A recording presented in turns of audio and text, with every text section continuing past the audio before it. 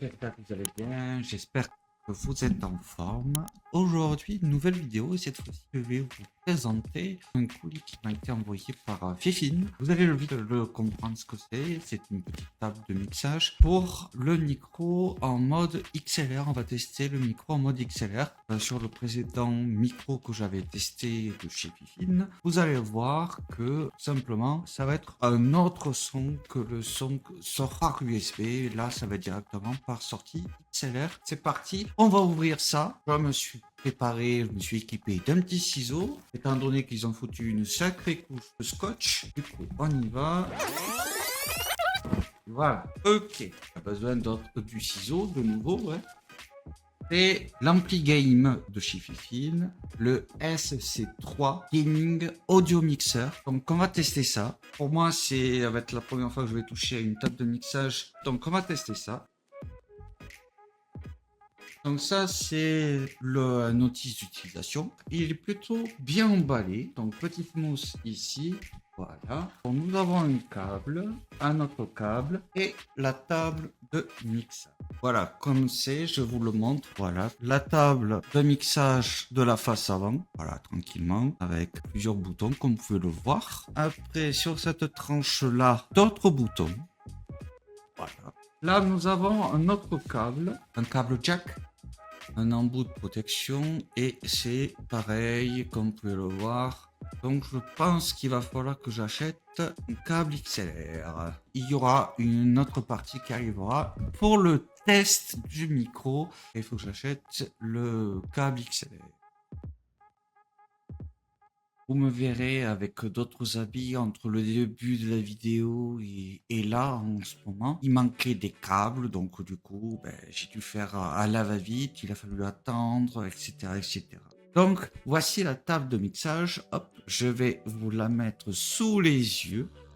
Voilà, ceci. Déjà, tout est paramétré. Donc là, nous avons un câble XLR que j'ai dû acheter parce que j'en avais pas. Donc ça a pris un peu plus de temps que prévu. Ensuite, ça, tout simplement, ça c'est l'alimentation. Et là, la table de mixage. Comme vous pouvez le voir. Donc là, il y a plein de boutons. Étant donné qu'on voit pas très bien ce qu'il y a décrit, je vais vous dire ce qu'il y a décrit. Donc là, ce bouton ici, c'est le 48V. Ensuite, on a bouton électrique et à chaque fois, il faut appuyer plusieurs fois parce qu'il y a plusieurs petits paliers.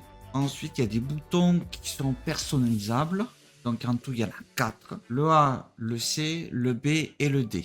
Voilà. Nous avons des boutons qui sont ci-dessous, qui sont proches des boutons pour augmenter ou pour baisser l'intensité du son. Donc il y a bien entendu le bouton mute qui est ici, là où il y a mon doigt.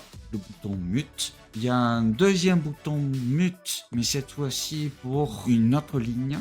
Là, il y a un bouton mic monitor pour les headphones et un autre bouton mute pour line out. Parce que, évidemment, vous avez des sorties audio qui sont posées ici. Voilà. Et ensuite, il y a deux boutons qui sont pas mal. Ça, c'est pour régler le RGB. Regardez, là, ça fait multicouleur.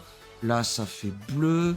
Là, ça fait purple un peu tamisé. Là, ça change, ça fait une histoire de chemin de couleur qui change. Voilà. Là, ça fait rouge pimpant, là. Ouh là là, c'est magnifique. Et là, c'est sympa aussi, ça fait tamisé aussi. Là, c'est des couleurs qui sont tranquilles, chaudes. Un peu plus agressif, le bleu, même si c'est une couleur que j'aime bien. Et là, on appuie ici et en haut, on éteint le RGB. Pas mal, hein? C'est cosmétique. Moi, j'aime pas le RGB. Mais bon, ça, c'est encore un avis personnel. Chacun a envie de penser ce qu'il en veut. Là, on va passer au test du micro. Hop là. On va quasiment gober le micro. Donc là, moi, je vous parle avec le micro. Vous avez le fameux micro AM8 qui est ici. L'AM8, vous vous souvenez que j'avais présenté il y a quelques semaines de ça. Donc là, on va tester ce micro. Vous allez voir, c'est assez sympathique. Il y a plusieurs modes. Donc là, on va appuyer sur le bouton changer de voix. Voilà. de vrai mâle, une voix de cheval par exemple, une voix virile. Ensuite, une voix de femme. Je sais pas ce que ça va donner, mais je pense qu'on va bien se foutre de ma gueule. Et c'est pas grave. Une Voix, une voix de robot, une voix de monstre. Monstre de Loch Ness par exemple. Non, je déconne, je sais pas te donner comment. Une voix de baby. Ça m'étonnerait que ça soit une voix de bébé. Et le mode Elder. Voilà, le mode Elder, je sais pas ce que ça doit donner non plus, je pense que ça doit être bien drôle aussi. Et on appuie dessus sur le bouton Change. Pour revenir à la normale, voilà. Donc là, on a appuyé longtemps sur le bouton changement de voix pour passer en mode normal. Ensuite, un bouton électrique. On commence de suite par le bouton A. J'ai dû appuyer plusieurs fois parce que c'était pas dans l'ordre. Donc le bouton A, je sais pas ce que ça doit donner. Pas trop, je sais, honnêtement, je ne sais pas ce que c'est. Voix de B. Voix de B non plus. Je sais pas ce que ça doit donner non plus. Voix de C, ça fait grand chose, je pense pas. D, F, alors F, est-ce qu'il y a quelque chose qui change en F? Possiblement que non. Voilà, c'était tout pour ce test de la table de mixage avec le test réel micro N8 en mode XLR. J'espère en tout cas que la vidéo vous aura plu. Je vous souhaite à tous une agréable et bonne soirée, bonne journée, je sais pas à quelle heure vous allez regarder la vidéo. Ciao tout le monde, c'était vraiment ça.